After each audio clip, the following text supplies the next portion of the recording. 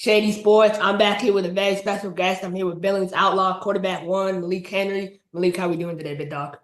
Man, I'm good, bro. I appreciate you having me on the show, man. Yes, sir. Yeah, appreciate you coming on. I know this is the first live interview you've done since 2023, so appreciate you taking the time. The first topic I want to get to is your CFL opportunity. We'll come back to present time a little bit later, but your CFL opportunity at last year in 2024, you went up to Edmonton. What were your biggest takeaways from that experience?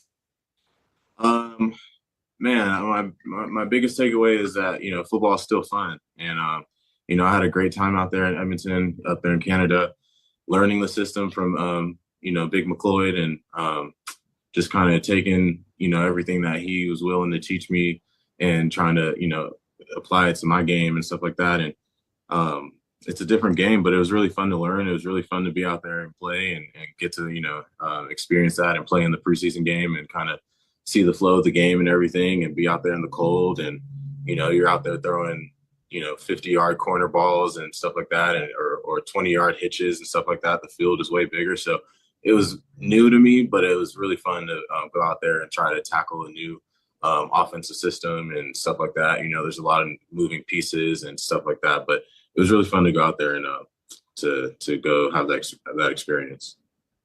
Most definitely. And I think a big reason why you got that opportunity is your ability to stay available. You've only missed one game since 2022. Talk to me about some lifestyle habits you've adopted in order to stay healthy. Yeah, so I do a lot of Legree and Pilates and stuff like that during the off season. It definitely helps strengthen and stretch the muscle. It helps with balance. It helps a lot with your core, and so I do that during the off season. Also, my diet, I try to eat really well. I stick to like a simplistic diet where I'm not eating too many different foods, but I'm eating the right foods. Lots of vegetables, lots of meats. I stay away from chicken. I stay away from fish. I do a lot of juices. I do a lot of smoothies and stuff like that. A lot of fruit as well. And I kind of just different supplements, different sea moss, different things like that. I kind of just add to my diet. I drink a lot of tea, and I kind of try to stay on the just kind of more of the natural side. I try to stay away from all the sugars and all the all the bad sugars and all the sodas and all the chips and all the junk food. I kind of try to limit that. And I also took dairy out of my diet a long time ago. So I don't do any dairy anymore. Or I try to limit the dairy as much as possible. If I'm at like a team event or a function, I'll kind of just I'll deal with it. But for the most part, I limit the dairy. I take it out of my diet. I don't do any milk or anything like that. No cheese or nothing like that. And it's just kind of helped me. It's kind of helped me stay fluid. It's helped my muscles stay fluid. Take amino acids, glutamine, just different stuff to help keep my muscles kind of fluid and keep the water in my muscles so that I'm not, pulling or stretching anything like that too bad. That's definitely noticeable by your performance on the field. You're on that Tom Brady diet. One thing I want to know from you is what does a day in the offseason from Malik Henry look like? A 9 to 5. Take me through what that looks like for you. Yeah. So I have a dog, and she's really fun, man. She's a Belgian Malinois, and I love training Belgian Malinois. They're really fun dogs to train and get to know. And so I don't know, a day in the off season, we'd probably wake up, go on a long walk, or I'll take her to the beach and throw the ball with her, or take her to the park and kind of throw the frisbee with her around. Then maybe I would go get my workout in, or vice versa. Maybe I get my workout in first, then take her to the park, something like that. Then I'm back home. If I'm in LA, I'm hanging out with some friends that I probably haven't seen in a while. I'm going to visit some family maybe that I haven't seen in a while since, I'm on the road a lot. I'm playing football. So whenever I'm in town, I try to go hang out with my dad, go hang out with my grandma, see them. And, that's about it. After that, I'm probably eating lunch, hanging out, playing some video games, Fortnite, little MLB, NCAA. Later on, I'm eating some Szechuan noodles because I love my Dan Dan noodles and stuff like that. So, that's pretty laid back. Try to find new hobbies to do, things to do around LA that I can keep busy with and stuff like that. That's good to hear. You stay active, keep your mind kind of off of football, enjoy life. In the offseason 2025 free agency, you were a high priority free agent. What led to the decision to sign with a less established franchise in the Arizona Bandits? Yeah. Honestly, I was waiting. I wanted to play somewhere on the West Coast. I wanted to play somewhere close to home. And what's funny is I messaged Billings, and I can show you the message. I probably messaged and reached out to Coach Walker and Billings like before I messaged Arizona, and I didn't hear anything back. No one got back to me. And then all I know is like when it got closer to like decide like having to make a decision on where I wanted to go, Billings said they had their guy and they had their quarterback, and so I was like, okay, that's fine. But Arizona at the same time, Arizona pitched to me a really good deal, and it made it sound like Arizona was going to be here to stay for a long time. And I think with Arizona being, with that being the case, I would have loved to be in Arizona, staying there playing. It's a 5 hour drive from Los Angeles, about a hour flight. My parents or whoever want to come see the game, friends, it's an easier flight for them to make. So I think with that being the case, I wanted to stay on the West Coast or stay in Arizona, and so I think that played a big decision in me picking the Bandits. But then also the fact that Billings said they had their quarterback, and that was about it. Mm-hmm. Kind of take people through the setup in Arizona. Did you notice any signs of trouble when you were down there? How was everything? How was the setup? Yeah, I mean, man, it sucks to say that, it sucks to talk bad about it because it would have been a great thing, Coach Chad, our head coach, he's a great guy. He was he's played in the AFL back in the days. Really good quarterback coach, really good just person off the field as well. And so I would have really loved the chance to play with him and just learn more from him. And then we had also a good coaching staff around us, Coach Thurman, Coach Wise.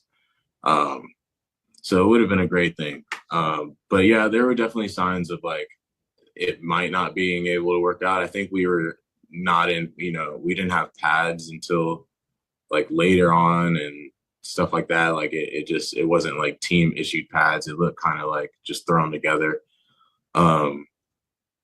And stuff like that. But the owners, they kept coming in and reassuring us that, it was going to work out and it was going to happen and there was no way we would fold. And so, yeah, definitely for them to have it unravel like that, it's frustrating. It's frustrating to everybody because we all were out there putting our hard work and time into it and,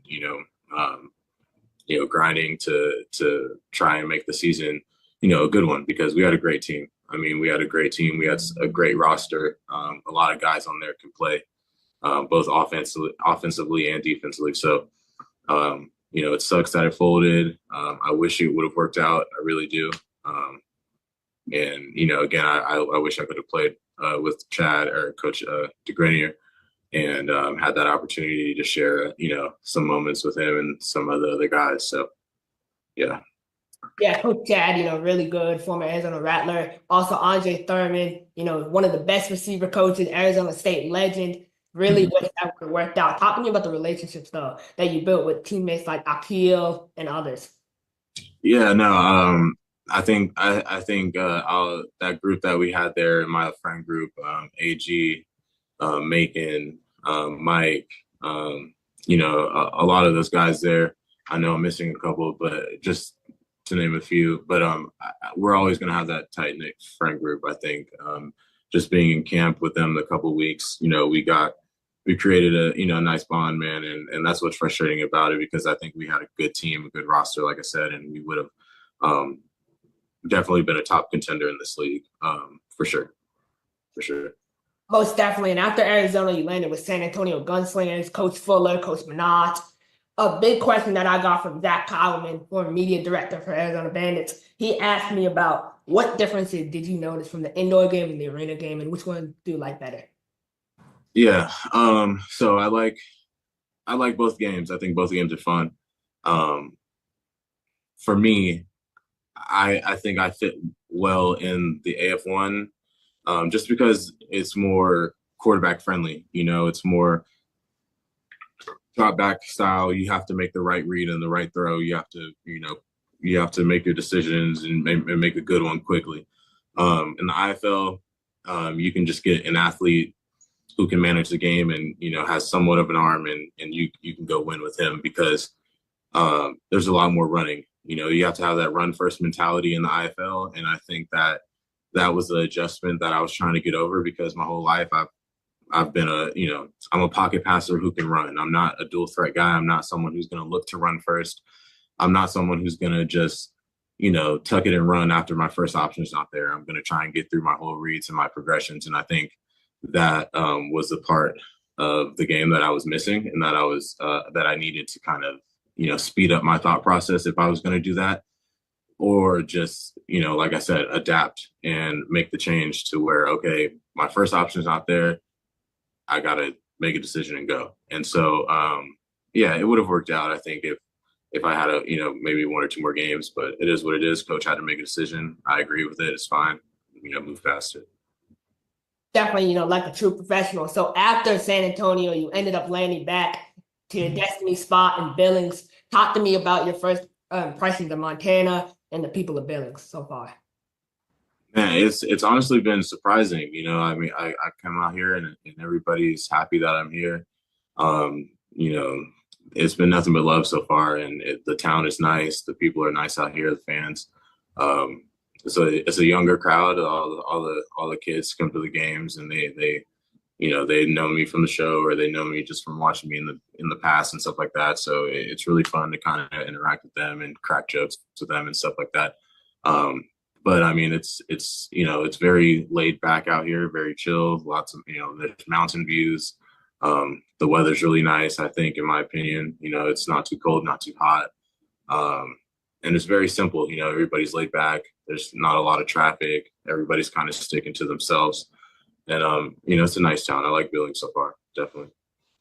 Definitely, and a big part of Billings is offensive coordinator Randy Hippard. Fun fact, you're at 600 career completions. If you stay on your current pace, you'll be at 1,068 completions. He's at 1,067. So you'll have one more than him, which I think is really cool. But talk to me about Coach Hippard, his offensive system, him being a young coach, and the relationship you built with him so far.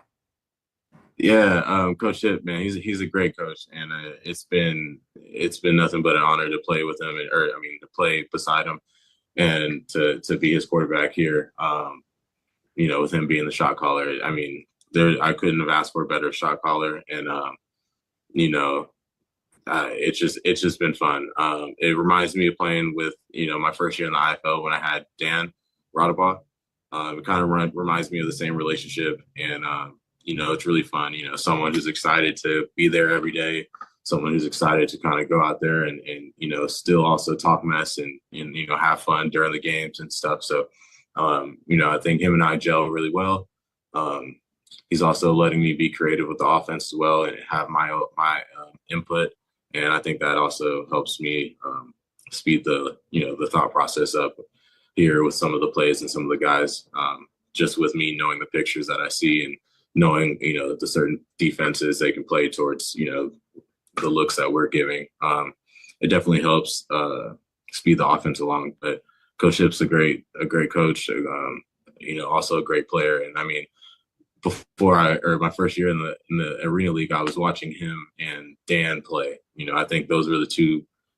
I think, in my opinion, those are the two best quarterbacks. I haven't watched everybody else, or I haven't watched too many guys, but as far as just like athleticism and like kind of just making plays and making the right throws and making every throw, Dan and Hip kind of are those guys. So I kind of watched, a lot of them. And if you see my game, you see some of the similarities, with them as well. I got the whole quick release thing from Dan, the one in motion thing from Dan, and just kind of, Hip's that long ball, deep threat kind of guy. And then also just the short routes, just any intermediate, get the ball out on time kind of guy as well. So I've definitely watched them, study their film, and, I told myself I would be better than them. So I just hope to keep putting up numbers, and hopefully I pass them so, they can mention me with those guys.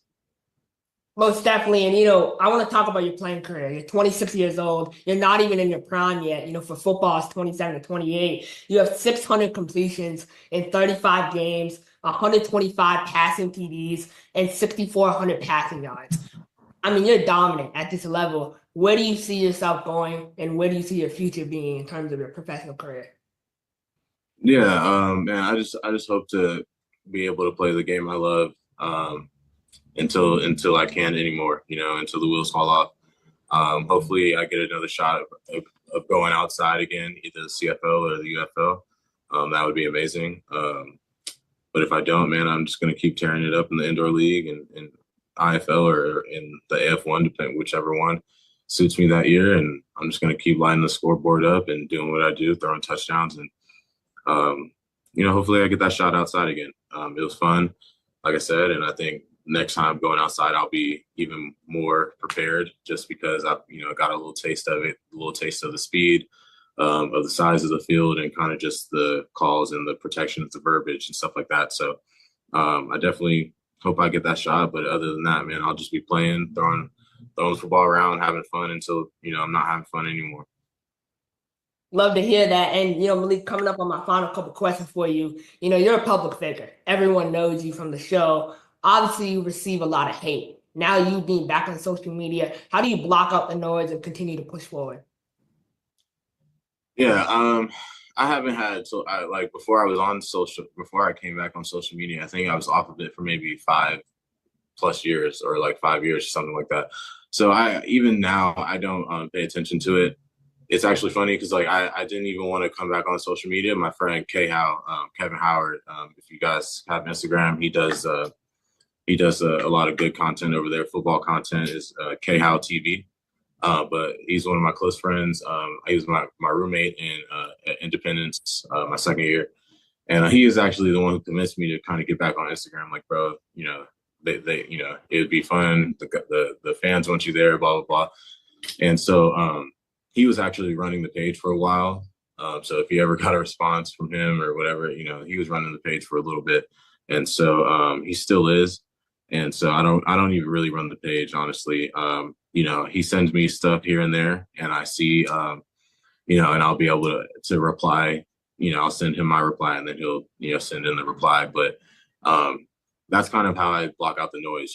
So I still don't see it. I understand a lot of the hate is coming from, probably the bots and the people on social media, and that's okay because in real life, no one's ever came up to me with any problems. No one's ever press the issue, I guess, in real life, so it's all online, bro. And I receive a lot more love and, like, respect in real life than I do the hate, online. So, I don't really give it any attention at all.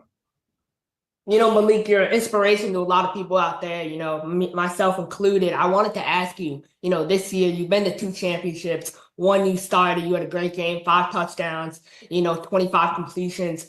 Talk to me about how much winning a championship would mean for you. I know you're a team guy first, but for you personally, given everything you've been through in your journey. Yeah, I think yeah, I've been on, I've been right there a couple times, so I think a championship this year or somewhere in the near future would definitely mean a lot to me. Um, you know, I've been there a couple times, like you just said, and so winning a championship would mean a lot, man, and especially if we can win one here for the town in Billings. I'm a game changer.